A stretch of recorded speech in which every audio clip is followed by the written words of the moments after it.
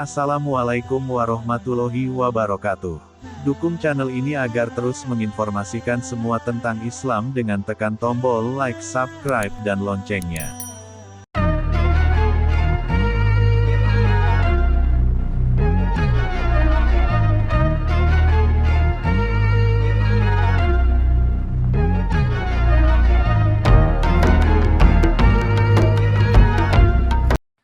أعوذ بالله من الشيطان الرجيم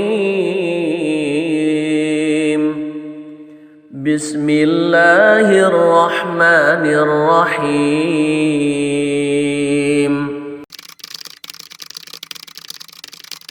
وإذا قيل لهم لا تفسدوا في الأرض قالوا إنما نحن مصلحون.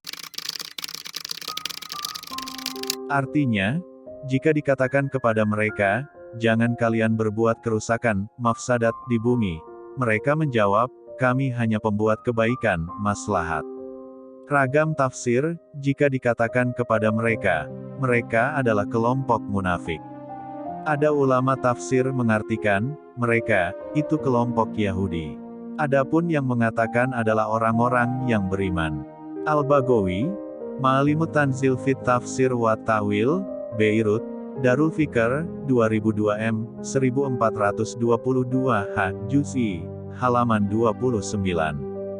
Menurut Imam Al-Baidawi, Anwarut Tanzil wa Asrarut Ta'wil, Beirut, Darul Fikr, tanpa tahun, Juz'i, halaman 85, yang berkata adalah Allah, Rasulullah, atau sebagian umat Islam.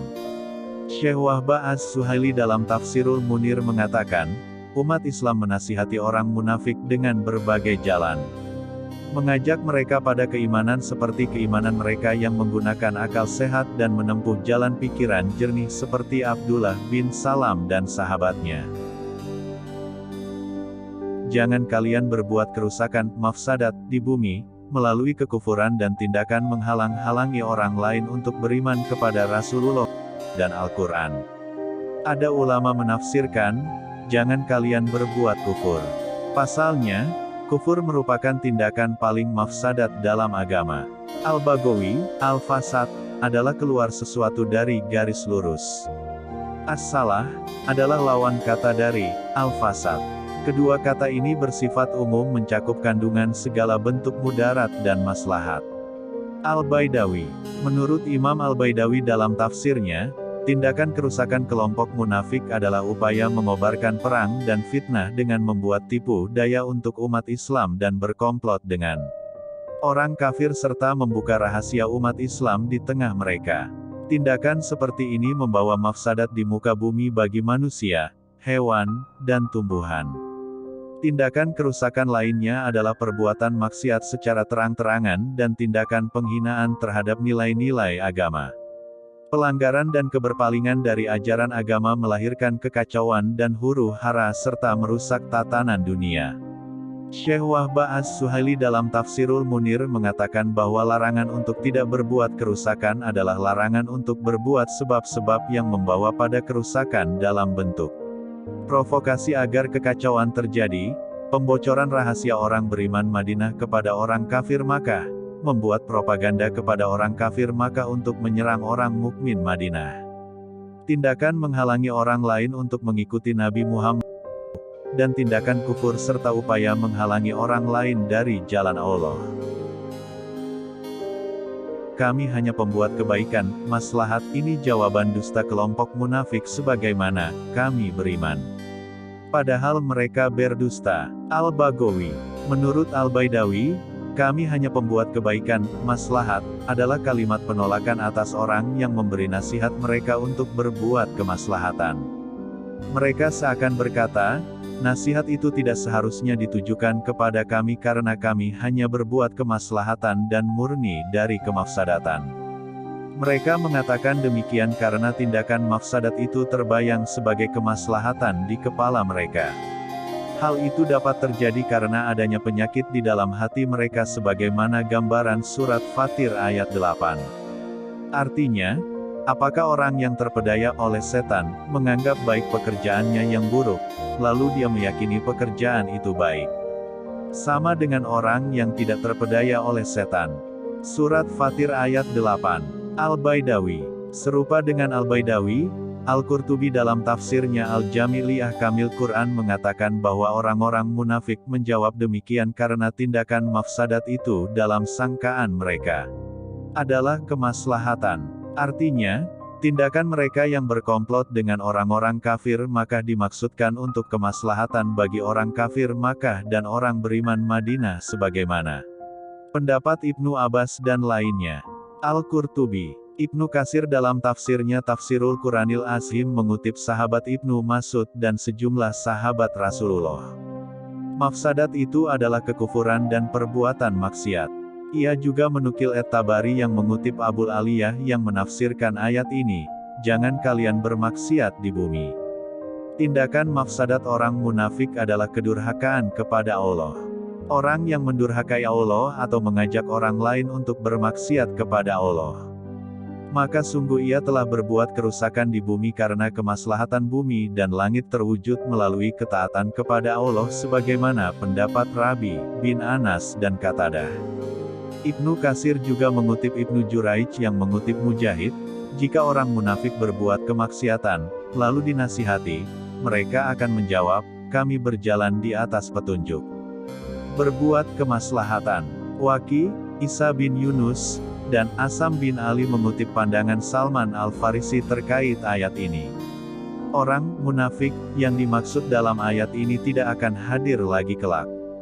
Menurut Ibnu Jarir, ucapan Salman Al-Farisi tidak akan ada lagi orang yang berbuat mafsadat melebihi tindakan kerusakan orang munafik di zaman Rasulullah. Tidak menafikan orang di zaman lain yang juga memiliki sifat kemunafikan seperti yang ada di zaman Rasulullah.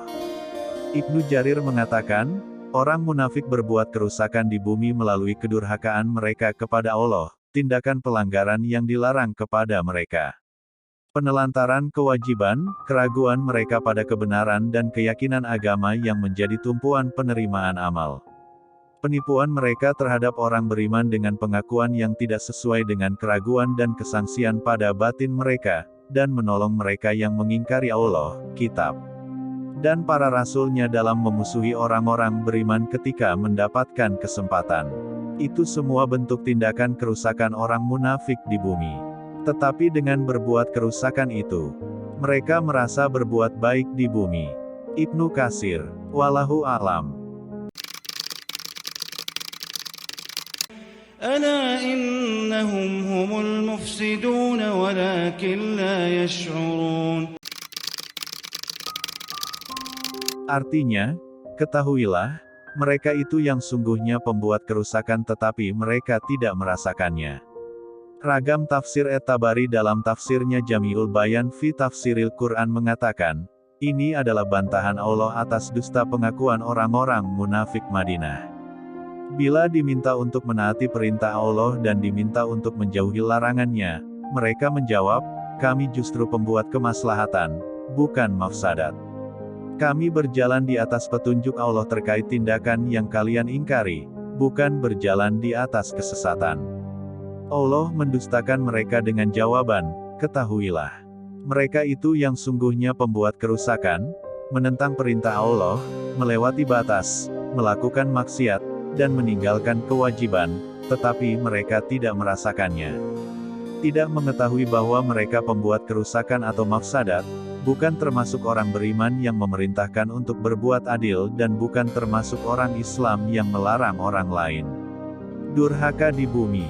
At-Tabari. Al-Baghawi dalam tafsirnya, Ma'alimut Tanzil fit Tafsir wa Tawil, Beirut, Darul Fikr, 2002 m. 1422 h. Juz'i, halaman 30 mengatakan, ketahuilah. Mereka itu yang sungguhnya pembuat kerusakan, diri mereka melalui kekufuran dan kerusakan manusia dengan tindakan menghalangi orang lain dari keimanan, tetapi mereka tidak merasakannya. Tidak menyadari bahwa mereka pembuat kerusakan karena mereka mengira bahwa tindakan menyembunyikan kekufuran adalah kemaslahatan. Ada ulama lain menafsirkan bahwa mereka tidak merasakan, tidak mengetahui bahwa Allah telah menyiapkan siksa untuk mereka. Al-Baghawi 2002 M 1422 H 30. Al-Qurtubi dalam tafsirnya Al-Jami' li Ahkamil Quran mengutip Ibnu Kaisan yang mengangkat pertanyaan. Bagi orang yang tidak mengetahui, tindakan kerusakan tidak dapat disebut sebagai perbuatan tercela. Perbuatan tercela dapat disematkan bagi tindakan yang dilakukan berdasarkan pengetahuan oleh pelakunya. Menurut Ibnu Kaisan, pertanyaan ini dapat melahirkan dua jawaban. Pertama, orang munafik mengetahui tindakan mafsadat dalam hati dan menyatakan kemaslahatan. Tetapi mereka tidak sadar bahwa tindakan demikian juga diketahui oleh Nabi Muhammad.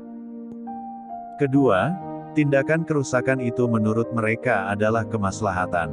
Tetapi mereka sadar bahwa itu adalah tindakan mafsadat. Mereka telah mendurhakai Allah dan Rasul-Nya karena tidak menyatakan yang hak dan mengikutinya. Al-Qurtubi. Ibnu Katsir dalam karya tafsirnya yang terkenal Tafsirul Quranil Azim mengatakan, ketahuilah, tindakan yang menjadi tumpuan mereka dan dianggap sebagai kemaslahatan itu adalah sejatinya tindakan mafsadat itu sendiri. Tetapi karena kedunguan, mereka tidak menyadarinya sebagai tindakan mafsadat. Wallahu a'lam. وَإِذَا قِيلَ لَهُمْ آمِنُوا كَمَا آمَنَ النَّاسُ قَالُوا أَنُؤْمِنُ كَمَا آمَنَ السُّفَهَاءُ أَلَا إِنَّهُمْ هُمُ السُّفَهَاءُ وَلَكِنْ لَا يَعْلَمُونَ. Artinya, bila dikatakan kepada mereka, berimanlah kalian sebagaimana sebagian manusia lain beriman, mereka menjawab, apakah kami harus beriman sebagaimana orang-orang bodoh beriman? Ketahuilah, mereka itulah orang-orang bodoh. Tetapi mereka tidak mengetahuinya. Ragam tafsir At-Tabari mengatakan dalam tafsirnya, Jami'ul Bayan fi Tawilil Quran, pengertian ayat ini adalah, jika dikatakan kepada mereka, benarkanlah Muhammad, kenabiannya, dan kabar dari Allah yang dibawa olehnya sebagaimana sebagian orang membenarkannya. Mereka, di sini adalah orang yang disifatkan Allah sebelumnya dengan kalimat, kami beriman kepada Allah dan hari akhir, padahal mereka tidak beriman. Sedangkan, sebagian orang, adalah para sahabat Rasul. Ibnu Abbasra, dikutip Ibnu Jarir At-Tabari, menafsirkan ayat ini, jika dikatakan kepada mereka, benarkanlah Muhammad sebagaimana sahabatnya membenarkannya. Katakanlah bahwa ia Nabi dan Rasul. Apa yang disampaikannya adalah kebenaran. Benarkanlah akhirat. Kalian akan dibangkitkan setelah kematian. Ibnu Jarir mengatakan, Anas menunjukkan semua manusia. Padahal yang beriman adalah sebagian orang. Maksud dari ini adalah karena sebagian orang yang beriman itu telah mereka kenal semua, maknanya seolah, berimanlah kamu sebagaimana orang yang telah kalian kenal itu beriman dengan yakin. Yaitu iman kepada Allah, Muhammad, kabar yang disampaikan Muhammad, dan hari akhir. Kata, al pada, nas, yang menunjukkan makna semua manusia itu adalah semua manusia yang telah dikenal dengan baik oleh muhatab atau lawan bicara Al-Quran. As-Sufaha, adalah bentuk jamak dari, As-Safih, yang berarti orang bodoh, lemah daya pikir, dan sedikit pengetahuan perihal manfaat dan mudarat. Jadi maknanya, apakah kami harus beriman sebagaimana orang yang tidak berakal dan tidak berpaham itu beriman?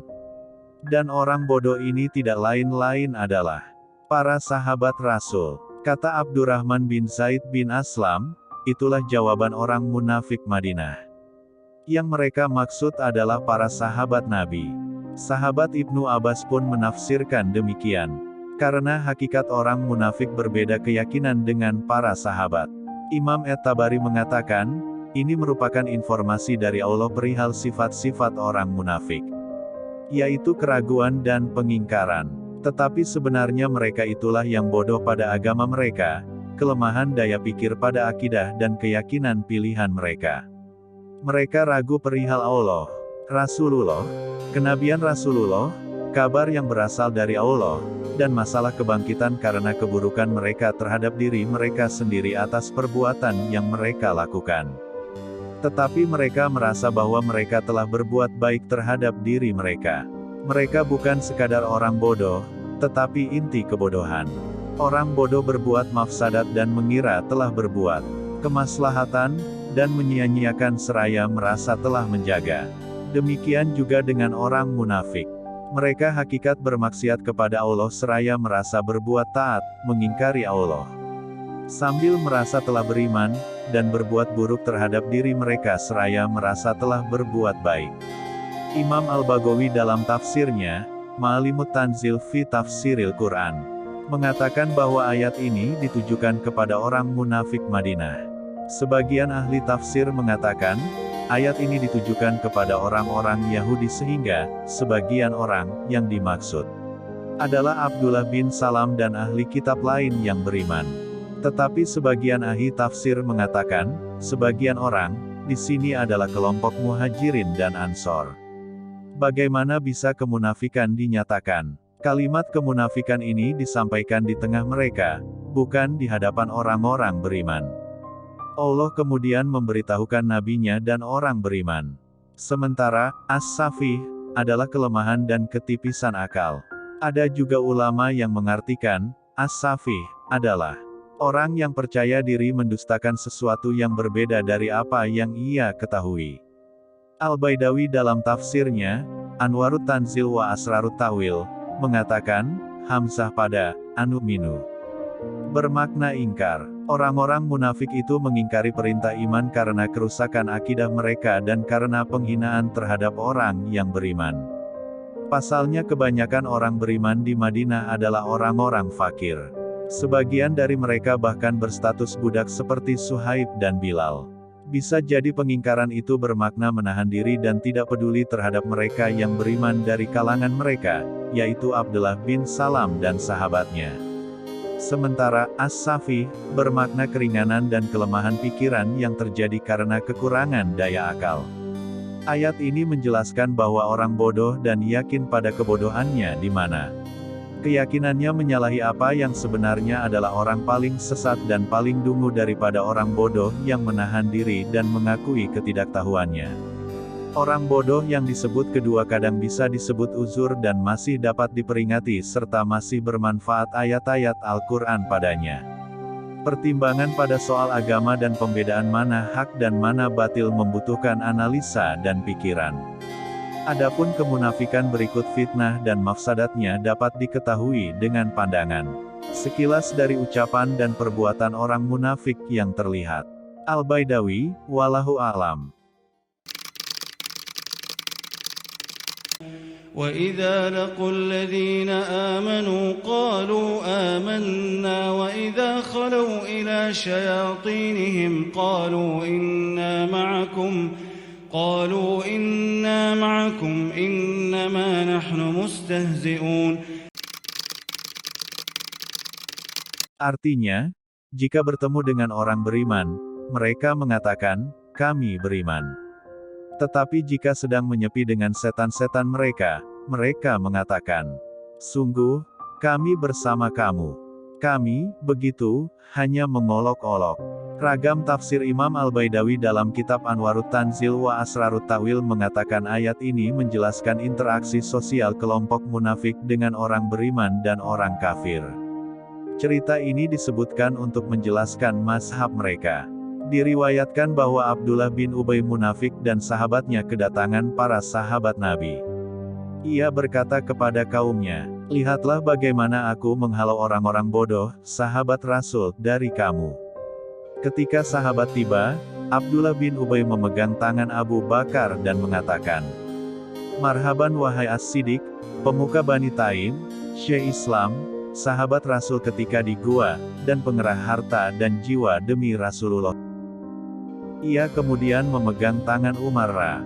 Marhaban pemuka Bani Adi, Al-Faruq yang kuat agamanya, pengerah jiwa dan hartanya untuk Rasulullah. Ia kemudian memegang tangan Sayyidina Ali-Ra, marhaban anak paman Rasul. Menantu Rasul, pemuka Bani Hashim. Kemudian ayat ini turun. Al-Baghawi dalam kitab Ma'alimut Tanzil fit Tafsir wa Ta'wil mengatakan, mereka yang dimaksud adalah kelompok munafik ketika bertemu dengan kalangan muhajirin dan ansor. Mereka mengatakan, kami beriman, seperti kalian beriman. Ibnu Katsir dalam kitab Tafsirul Quranil Ashim mengatakan, mereka yang dimaksud adalah kelompok munafik ketika bertemu orang beriman. Mereka mengatakan, kami beriman. Mereka menyatakan keimanan, persahabatan, dan keakraban sebagai bentuk tipuan. Kemunafikan, tindakan yang dibuat-buat, takiyah mereka terhadap orang-orang beriman, dan supaya mereka juga dapat menikmati kebaikan serta ganimah bersama orang beriman. Setan-setan mereka adalah manusia-manusia yang kedurhakaannya seperti setan. Mereka menyatakan kekufuran. Orang-orang munafik sama kufurnya dengan orang-orang kafir. Tafsiran lainnya mengatakan, setan-setan mereka adalah para pembesar munafikin. Sedangkan yang mengatakan adalah orang rendahan dari kalangan munafikin. Setan secara bahasa adalah jauh. Jauh dari kemaslahatan. Penambahan huruf nun pada kata setan mengisyaratkan makna batil. Oleh karena itu, salah satu nama setan adalah Al-Batil. Al-Baidawi, ketika mereka menyepi kembali dengan setan-setan mereka. Setan di sini adalah pembesar dan peramal kalangan munafik. Menurut Ibnu Abbas, terdapat 5 kelompok munafik Yahudi di zaman Rasulullah SAW. Mereka adalah Ka'ab bin Ashraf di Madinah, Abu Burdah di Bani Aslam, Abdurdar di Juhainah, Auf bin Amir di Bani Asad, Abdullah bin Sauda di Syam. Tidak ada peramal kecuali didampingi setan yang selalu mengikutinya. Setan adalah pembangkang durhaka yang melewati batas baik dari kalangan jin, manusia, maupun benda apa saja. Asal kata setan adalah jauh, seperti kata sumur setan, yaitu sumur yang dalam. Ia disebut setan karena keangkuhannya dalam keburukan dan kejauhannya dari kebaikan. Al-Baghawi, ketika mereka menyepi, maksudnya berpaling, pergi, dan berkumpul sesama pemuka mereka. Sedangkan, setan mereka, adalah pemimpin, pembesar, kepala-kepala mereka dari kalangan pemuka Yahudi, musyrik, dan munafik. Setan-setan mereka yang dikutip dalam tafsir As-Sudi dari Ibnu Mas'ud dan sejumlah sahabat Rasul adalah pemuka-pemuka orang kafir. Sementara Ad-Dahak dari Ibnu Abbas menafsirkan setan-setan itu dengan sahabat mereka. Sedangkan Muhammad bin Ishaq dari Ibnu Abbas menafsirkan setan-setan mereka dengan kelompok Yahudi yang meminta mereka mendustakan dan menyalahi Rasulullah. Bagi Mujahid, setan-setan mereka adalah sahabat mereka sendiri dari kalangan munafik dan musyrik. Sementara Qatadah menafsirkan setan-setan dengan pemimpin dan kepala mereka dalam hal kemusyrikan dan keburukan. Ibnu Katsir, sungguh, kami bersama kamu, dalam urusan agama dan akidah. Kalimat, kami begitu, hanya mengolok-olok, menguatkan kalimat sebelumnya. Orang yang mengolok-olok sesuatu adalah orang-orang yang meremehkan dan mereka senantiasa menyalahi sesuatu tersebut. Al-Baidawi, kalimat, sungguh, kami bersama kamu, diucapkan kepada sahabat mereka sendiri dari kalangan munafik atau musyrikin. Kami, begitu, hanya mengolok-olok, Muhammad dan sahabatnya melalui pernyataan keislaman. Al-Baghawi, kalimat, sungguh, kami bersama kamu, kata Ibnu Abbas. Ditafsirkan, kami seperti pada keyakinanmu saat ini. Kami, begitu, hanya mengolok-olok, dan mempermainkan mereka. Ibnu Katsir, wallahu a'lam. الله يستهزئ بهم ويمدهم في طغيانهم يعمهون. Artinya, Allah akan membalas olok-olokan dan membiarkan mereka terombang-ambing dalam kesesatan. Ragam tafsir Ibnu Katsir dalam tafsirnya mengatakan, surat Al-Baqarah ayat 15 ini merupakan jawaban dan balasan atas perlakuan orang munafik. Ibnu Katsir mengutip At-Tabari bahwa Allah akan melakukan olok-olok pada hari kiamat sebagaimana surat Al-Hadid ayat 13 dan surat Ali Imran ayat 178. Pada hari orang-orang munafik laki-laki dan perempuan berkata kepada orang-orang yang beriman, "Tunggulah kami supaya kami dapat mengambil sebagian dari cahayamu." Seruan mereka dijawab, "Kembalilah kamu ke belakang dan carilah sendiri cahaya." Lalu di antara mereka dibuat pagar berpintu yang pada sisi dalamnya terdapat rahmat, dan pada sisi luarnya terdapat asap. Surat Al-Hadid ayat 13. Janganlah sekali-kali orang-orang kafir menyangka bahwa penangguhan kami atas mereka lebih baik bagi mereka. Sungguh, kami menangguhkan mereka hanyalah supaya dosa mereka bertambah-tambah. Untuk mereka azab yang menghinakan. Surat Ali Imran ayat 178. Semua ini dan tindakan lain yang serupa adalah bentuk olok-olok, penghinaan, dan tipu daya Allah terhadap orang-orang munafik. Sedangkan penafsiran lainnya mengatakan bahwa ketika orang-orang munafik itu mempermainkan keimanan dan orang-orang yang beriman, Allah mengabarkan hukumnya di dunia untuk mereka, yaitu jaminan harta dan nyawa mereka, sebagai sesuatu yang bertolak belakang dengan hukum Allah di akhirat untuk mereka. Al-Baghawi dalam tafsirnya, Ma'alimut Tanzil fit Tafsir wa Ta'wil, mengatakan bahwa pengertian Allah mengolok-olok adalah Allah membalas mereka dengan balasan olok-olok sebagaimana keterangan pada surat Asy-Syura ayat 40. Balasan suatu kejahatan adalah kejahatan yang serupa. Surat Asy-Syura ayat 40. Al-Baghawi mengutip pendapat sahabat Ibnu Abbas yang bercerita bahwa di akhirat kelak orang-orang munafik dibukakan pintu surga. Ketika mereka telah mendekat, pintu ditutup dan mereka digiring kembali di neraka. Ada pula ulama yang menafsirkan ayat ini bahwa di akhirat kelak orang-orang yang beriman diberikan cahaya di mana mereka gunakan cahaya tersebut untuk berjalan di sirat. Tetapi ketika orang-orang munafik sampai pada cahaya tersebut, Allah membuat penghalang di antara keduanya sehingga mereka tetap berada dalam kegelapan sebagaimana keterangan. Surat Al-Hadid ayat 13. Al-Hasan Al-Basri, seperti dikutip Al-Baghawi, mengatakan bahwa Allah menampakkan kemunafikan mereka di hadapan orang-orang yang beriman. Sedangkan kata, yamuduhum, berarti Allah meninggalkan dan membiarkan orang-orang munafik.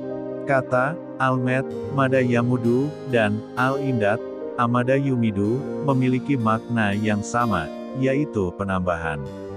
Tetapi kata, Al-Med, lebih banyak digunakan untuk keburukan sebagaimana surat Maryam ayat 79. Sekali-kali tidak, kami akan menulis apa yang ia katakan, dan kami benar-benar akan memperpanjang azab untuknya. Surat Maryam ayat 79. Adapun kata, Al-Imdad, digunakan untuk kebaikan sebagaimana, kami membantumu dengan harta kekayaan dan anak-anak. Surat Al-Isra ayat 6, dan kami beri mereka tambahan dengan buah-buahan. Surat At-Tur ayat 22. Kata, fi tugyanihim, berarti di dalam kesesatan mereka. Tugyan, asalnya berarti tindakan melewati batas seperti kalimat, tagal mau, atau air itu telah melewati batas.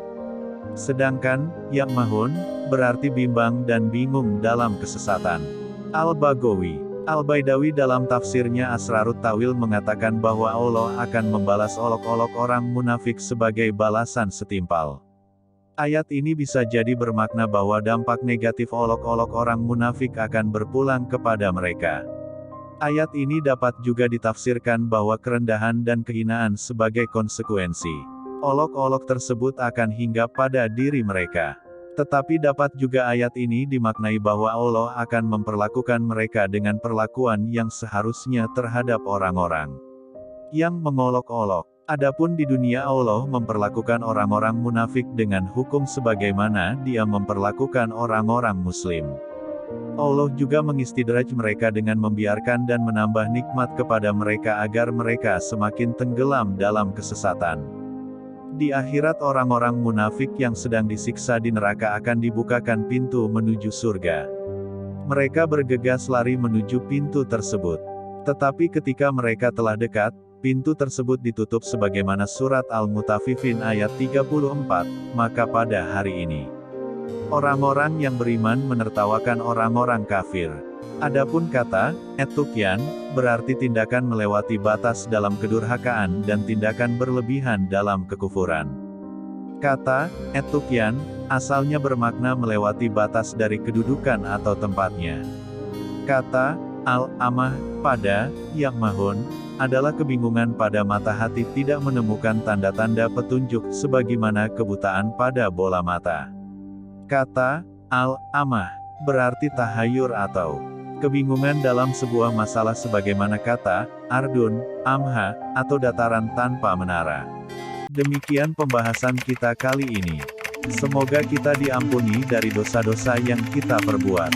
Amin amin ya robbal alamin. Subhanaka Allahumma wa bihamdika asyhadu alla ilaha illa anta. Astaghfiruka wa atubu ilaik. Wassalamualaikum warahmatullahi wabarakatuh. Dukung channel ini agar terus menginformasikan semua tentang Islam dengan tekan tombol like, subscribe, dan loncengnya.